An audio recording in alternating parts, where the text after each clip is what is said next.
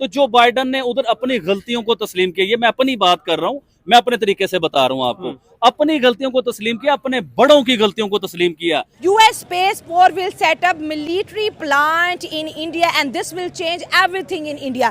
अगर हम बात करें तो ये इंडिया का फर्स्ट सेमीकंडक्टर फैब्रिकेशन प्लांट है और ये अमेरिका की कोई प्राइवेट कंपनी नहीं बल्कि गवर्नमेंट कंपनी आके उत्तर प्रदेश के अंदर ये प्लांट लगाएगी। और इसके एक तरफ ये देखता हूं कि लोग चांद पे पहुंच रहे हैं। मोदी साहब ने आज कहा, बात की अपने स्पीच के अंदर, उन्होंने कहा हाँ भैया हम लेट जरूर थे, 5G में हम लेट थे, लेकिन हम जब जिस साइड पे मूव कर लेते हैं हम बड़ी जल्दी पहुंच जाते हैं वहां। बात तो उनकी ठीक, चांद पे तो पहुंच गए, चंद्रयान तो चला गया, सूरज वाला भी, सन वाली साइड उधर भी चले गए, ड्रोन्स भी ले रहे हैं, वो चिप्स भी वहां डिफेंस के बना रहे हैं, सबमरीन्स भी अपनी बना रहे हैं। यहाँ पे सारी कंपनियों की, अमेरिका को आज चला ही भारतीय रहे हैं। ये कोई आम सेमीकंडक्टर फैक्ट्री नहीं होगी। सेमीकंडक्टर से रिलेटेड पूरे भारत में बहुत सारे प्रोजेक्ट्स शुरू हो चुके हैं। के अंदर ऐसी सेमीकंडक्टर चिप बनाई जाएंगी जो कि डायरेक्टली और इनडायरेक्टली आर्मी की जो है प्रोडक्शन है, जो वेपन्स है, जो इलेक्ट्रिकल व्हीकल्स है, उनके अंदर इस्तेमाल होगा। और इंडिया में हम लोग ये मिलिट्री सेमीकंडक्टर चिप्स मैन्युफैक्चर करना स्टार्ट कर देंगे मेक इन इंडिया डिफेंस के लिए। ये एक गेम चेंजर होगा भारत में ही, इससे हम बहुत सारे वेपन्स बना पाएंगे। ये कह रहे हैं कि हमारे बाप दादों से गलतियां हो गई थी तो आप अपने एंटीक वापस लीजिए। यकीन करें जहां भी वो जाते हैं, जहां वो कदम रखते हैं, एयरपोर्ट पे आते हैं तो एयरपोर्ट हिंदुस्तान बन जाता है, किसी हॉल में जाते हैं तो हॉल हिंदुस्तान बन जाता है, किसी पार्लियामेंट में जाके स्पीच करते हैं तो पार्लियामेंट हिंदुस्तान नजर आता है। यानी कि प्राइम मिनिस्टर नरेंद्र मोदी एक ऐसा ब्रांड बन चुके हुए हैं कि जहां वो जाते हैं, जिस चाहे वो अंग्रेज। नमस्कार दोस्तों, नमो राष्ट्रवाद में आपका स्वागत है। अमेरिका और भारत के बीच में बहुत बड़ी डिफेंस डील हुई है और भारतीय सेना और अमेरिकन सेना मिलकर अब साथ में काम करेंगे। इसमें सबसे पहले तो सेमीकंडक्टर चिप बनाई जाएगी जो कि अमेरिकन गवर्नमेंट का प्रोजेक्ट है। अमेरिकन गवर्नमेंट उत्तर प्रदेश में प्लांट लगाएगी सेमीकंडक्टर चिप बनाने के लिए। ये प्राइवेट कंपनी नहीं है, ये गवर्नमेंट का प्लान है। और उसके साथ ही साथ ये जो चिप्स बनेंगी ये डिफेंस की चिप्स होंगी, ये नॉर्मली यूज नहीं होंगी। डिफेंस में अभी तक हम लोग क्या करते थे कि सेना के लिए जो जरूरत पड़ती थी हम बाहर से उन चिप्स को खरीदते थे। अब भारत में ही वो डिफेंस के लिए सेमीकंडक्टर चिप बनेगी जो कि बहुत ही बड़ा एक मूव है। अब पाकिस्तानी इस मूव को देख के बिल्कुल बौखला गए क्योंकि पाकिस्तानियों के जो हथियार हैं, जो भी इन्होंने लिए वो सब पूरी तरह से अमेरिका पे डिपेंड करते हैं, ये अपने पास कुछ नहीं बनाते हैं। तो चीन के लिए भी ये बहुत बड़ी खतरा है क्योंकि अभी डिपेंडेंसी जो है चाइना के ऊपर, इसको लेके पूरी दुनिया की, वो काफी हद तक खत्म हो जाएगी और भारत जो है वो एक उभरता हुआ मैन्युफैक्चरिंग हब बनेगा सेमीकंडक्टर चिप में। चीन के लिए ये बहुत बड़ा एक सेटबैक है क्योंकि चीन में वैसे ही इकोनॉमिकल क्राइसिस शुरू हो चुके हैं। चीन की इकोनॉमी अब डाउनफॉल पे है और कंपनियां वहां से निकल रही हैं। पहले ही अभी उनके 2600 से ज्यादा स्टील प्लांट बंद हो चुके हैं और ये एक नया प्रॉब्लम चीन के लिए इकोनॉमिकली शुरू हो गया है क्योंकि सेमीकंडक्टर प्लांट भी वहां पे बंद होने जा रहे हैं। आप इसके बारे में क्या सोचते हैं कमेंट बॉक्स में जरूर लिखिए। वीडियो अच्छा लगे तो लाइक करें, शेयर करें, चैनल को सब्सक्राइब करें, चैनल को ज्वाइन करें। आइए आगे बढ़ते हैं इस वीडियो में। US Space Force will set up military plant in India and this will change everything in India। अगर हम बात करें तो ये इंडिया का फर्स्ट सेमीकंडक्टर फैब्रिकेशन प्लांट है और ये अमेरिका की कोई प्राइवेट कंपनी नहीं बल्कि गवर्नमेंट कंपनी आके उत्तर प्रदेश के अंदर ये प्लांट लगाएगी और इसके अंदर ऐसी सेमीकंडक्टर चिप बनाई जाएंगी जो कि डायरेक्टली और इनडायरेक्टली आर्मी की जो है प्रोडक्शन है, जो वेपन्स है, जो इलेक्ट्रिकल व्हीकल्स है, उनके अंदर इस्तेमाल होगा। और अगर इंडिया की बात करें, इंडिया में ये जो मिलिट्री से रिलेटेड जो चिप्स थी ये इंडिया इंपोर्ट करता था और काफ़ी जैसे बोलते हैं 6000 करोड़ से भी ज़्यादा रुपया हर साल इंडिया इनके इंपोर्ट पे खर्च करता था। अब ये क्योंकि अमेरिका इंडिया में बनाएगा, ये टेक्नोलॉजी इंडिया को देगा, अमेरिका भी इंडिया से परचेज करेगा और इंडिया भी इसको जो है अपने मुल्क के अंदर इस्तेमाल करता हुआ दिखाई देगा। मतलब कि इंडिया का डिफेंस और ज़्यादा बूस्ट हो रहा है। दूसरी जानिब अगर हम बात करें पाकिस्तान की तो अमेरिका सिर्फ पाकिस्तान को एड के नाम पर कुछ डॉलर देता है लेकिन इन्वेस्टमेंट सिर्फ और सिर्फ इंडिया में है। पता है वहाँ के सियासतदान और वहाँ की लीडरशिप जो हो अमेरिका से एक अच्छी पॉलिसी के साथ काम कर रही है और उस पॉलिसी के तहत अमेरिका को उसने अपने ग्रिप में लिया और अमेरिका इस बात पे एग्री हो गया कि वो अपने एटमी हथियार इंडिया के साथ मिल के बनाएगा।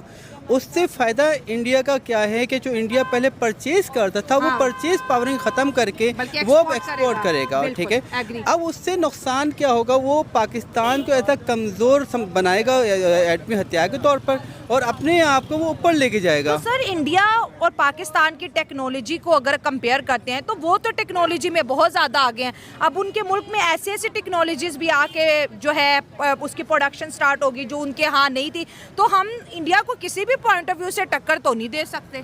देखिए, अब वो क्यों कमज़ोर करेगा हमें? देखिए अभी तो टक्कर की बात ही नहीं हो रही ना, अभी तो बात यहाँ पर ये है कि अमेरिका इंडिया के अंदर दोबारा क्यों अपनी कारोबार के लिए जा रहा है, अपने बिजनेस बढ़ाने जा रहा है। देखिए इंडिया बेसिकली टेक्नोलॉजी के हिसाब से बहुत आगे है, ठीक है, और पाकिस्तान के हिसाब को अगर आप देखते हैं तो पाकिस्तान से बहुत पीछे है। ठीक है, और टेक्नोलॉजी हम पीछे देखिए हैं, हम ठीक है। आज तक हम अपना सैटेलाइट सिस्टम नहीं बना सके, ठीक है, हम गूगल पे चल रहे हैं, हाँ। ठीक है। इंडिया अपना सैटेलाइट छोड़ चुका है, इंडिया चांद पे पहुंच चुका है, और इंडिया ने अपने आप को इतना मजबूत कर दिया है कि अगर अब हम पाकिस्तान सामने खड़ा होकर मुकाबला करें तो अब अमेरिका जिसने अंदर किया है इंडिया के अंदर और अपना बिजनेस बढ़ा रहा है, और वो देखें आप खामोशी से वो अपनी आर्मी को मजबूत कर रही है। उसने अपनी तमाम टेक्नोलॉजीज अपनी आर्मी के अंडर में करने वाले हैं, हाँ। और वो उनके साथ बिजनेस कर रहे हैं। और इंडिया की आर्मी और अमेरिका की आर्मी सबसे ज़्यादा मिलिट्री एक्सरसाइजेस करती हैं। बिल्कुल, अगर हमारे साथ जो मिलिट्री एक्सरसाइज करती है उसमें आप नोट तक करें कौन है, अफगानिस्तान,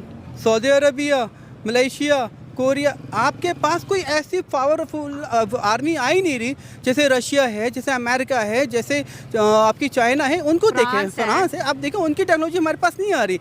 हम लकीर के फ़कीर हैं, हमें जो लकीर खींच दी गई हम उसी पर चल रहे हैं अब तक।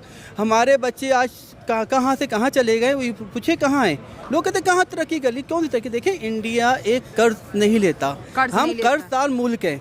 अच्छा कि काश जैसे आज इंडिया और अमेरिका के ताल्लुकात है, काश हमारे ऐसे होते। हमारे वजीर आजम भी यूएस के अंदर मौजूद है, कहीं पे भी लाइमलाइट में नहीं आ रहे, इवन दो जो बाइडन तक ने मिलने से इनकार कर दिया है।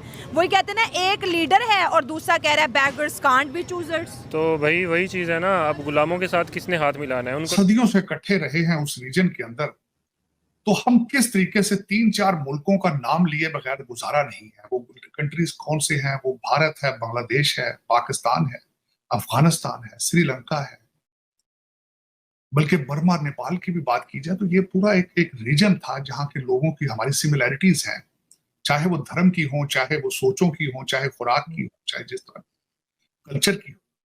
तो वो इस पे बात करना, जब भी इस रीजन में किसी एक कंट्री की बात करें साथ दूसरा उसका सोचना पड़ता है कि कहाँ हम जा रहे हैं। कल मैं अब जो बताना चाहूंगा कि कल मोदी साहब के मैं इवेंट के तो घंटे घंटे की खबर रखता हूं, क्योंकि मैं मोदी साहब जिस इलाके को विजिट कर रहे हैं, डेलवेयर मुझसे यहाँ से तकरीबन 60-70 मील के फासले पे था, अब वो न्यूयॉर्क में है।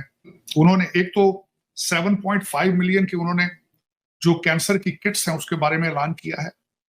फिर उसके बाद उनका जो इस दौरा है उसको कहा गया है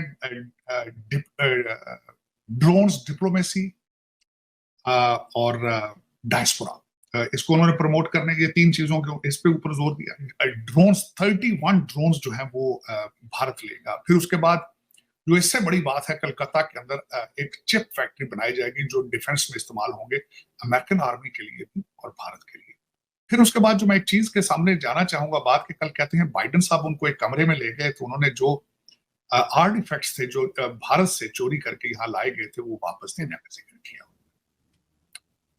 और वहां पे उसके बाद एक खबरें यहाँ भी चली, जब वो इसकी बात हुई तो अमेरिकन मीडिया, वो एक भारतीय है जिसने 2500 के करीब चीजें वहां से लूट लाट के तमिलनाडु से यहाँ लाया था। अब तो उसको अरेस्ट कर लिया गया है, वो तमिलनाडु में जेल में, घुबाश उसका किस तरह का नाम है, वहां पे जेल में है वो बंदा। लेकिन वो तो हो रहा है। साथ ही जब आर्टिफैक्ट्स की बात आई तो मेरे ज़हन में टेस्ला के मूर्तियों की वहां पे से जो मैंने देखा, कई लोगों को मैंने देखा, जब मैं वहां रहता था इस्लामाबाद में, तो इस्लामाबाद से टेस्ला बिल्कुल साथ है। लोगों ने किस तरीके से वहां से खुदाई कर करके उन मूर्तियों को जापानियों के हाथ बेचा, ये एक बड़ा रवाज था लोग। वो हमारे आर्टिफैक्ट्स कौन लेकर आएगा वापस? मैं इस सारे दौरे को देख रहा हूं जिस नजर से, साथ ही मेरा अपना प्राइम मिनिस्टर आ गया, ये क्या करेगा यार, किससे मिलेगा, क्या करेगा? मेरे कुछ समय से आने की जरूरत थी पाकिस्तानी प्राइम मिनिस्टर की यहाँ पे आने।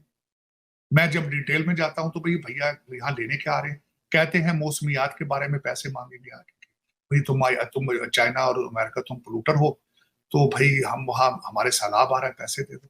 तो दोस्तों वीडियो आपने देख लिया और वीडियो के अंत में हम लोग डिस्कस करने वाले थे कि रशिया यूक्रेन वॉर में रशिया आज तक जीत क्यों नहीं पाया है, 2 साल से भी ज़्यादा हो गए हैं। इसका सबसे बड़ा रीज़न यही है सेमीकंडक्टर। रशिया सेमीकंडक्टर नहीं प्रोड्यूस करता है और जो सेमीकंडक्टर वो लोग ले रहे थे वो चाइना से ले रहे थे। अब जितने भी जो हथियार बनते हैं या नॉर्मल जो डिवाइसेस बनते हैं उसमें भी सेमीकंडक्टर बहुत ही इंपॉर्टेंट पार्ट है और चाइना से ये लोग लेते थे सेमीकंडक्टर और चाइना ने अमेरिका के दबाव में और दूसरी कुछ वजहों से इनको सेमीकंडक्टर की सप्लाई करना बंद कर दिया मिडल ऑफ दी वॉर, जिसकी वजह से इनको बहुत परेशानी हुई। अब इनके पास हथियार तो थे लेकिन उसको सही प्रॉपरली यूज़ करने के लिए सेमीकंडक्टर ही नहीं थे। तो रशियन आर्मी ने बहुत चीज़ें की, इलेक्ट्रॉनिक्स जो डिवाइसेस थे उसमें से सेमीकंडक्टर निकाले और वो लगाए, यहाँ तक कि रेफ्रिजरेटर ऑफ टेलीविजन में से निकाल कर सेमीकंडक्टर इन्होंने अपने हथियारों में लगाया और उसको यूज़ किया। लेकिन ये काफ़ी नहीं था। यही सबसे बड़ा रीज़न है कि रशिया के पास इतना बड़ा हथियारों का ज़खीरा था लेकिन सेमीकंडक्टर ना होने की वजह से वो वॉर अभी तक चल रही है और वो उसे जीत ही नहीं पाए हैं। दूसरी तरफ यूक्रेन को यूरोपियन यूनियन से, नाटो से, अमेरिका से बहुत सहायता मिली जिसकी वजह से वो भी अभी तक लड़ पा रहे हैं। तो सेमीकंडक्टर आज की दुनिया में बहुत इंपॉर्टेंट है। आप लोगों को याद होगा कि 2-2.5 साल पहले सेमीकंडक्टर की काफ़ी शॉर्टेज हो गई थी इंडिया में, तो जो नई गाड़ियाँ बिक रही थी उनके साथ एक की मिलती थी। नॉर्मली जब हम गाड़ी लेते हैं तो 2 की मिलती हैं लेकिन एक की मिलनी शुरू हो गई थी क्योंकि सेमीकंडक्टर ही अवेलेबल नहीं था। और यही रीज़न है कि सेमीकंडक्टर इंडिया में बने, सबसे ज़्यादा इंडिया में प्रोड्यूस हो, इसके लिए मोदी जी बहुत कोशिश कर रहे हैं। अभी कल मैंने 9 बजे एक वीडियो डाला था जिसमें पूरा समझाया था कि आखिर ये पूरा प्लान है क्या और चाइना क्यों इतने बैकफुट पे और चाइना नहीं चाहता है कि सेमीकंडक्टर इंडस्ट्री भारत में आए। इसके पीछे बहुत सारी चीज़ें हैं, आप उस वाले वीडियो को ज़रूर देखिएगा। मैं डिस्क्रिप्शन बॉक्स में और आई बटन पर उसका लिंक डाल दूंगा। ये वीडियो अच्छा लगा तो लाइक करें, शेयर करें, चैनल को सब्सक्राइब करें, बेल का आइकन प्रेस कर दे लेटेस्ट नोटिफिकेशन के लिए। मिलते हैं अगले वीडियो में, तब तक के लिए जय श्री राम।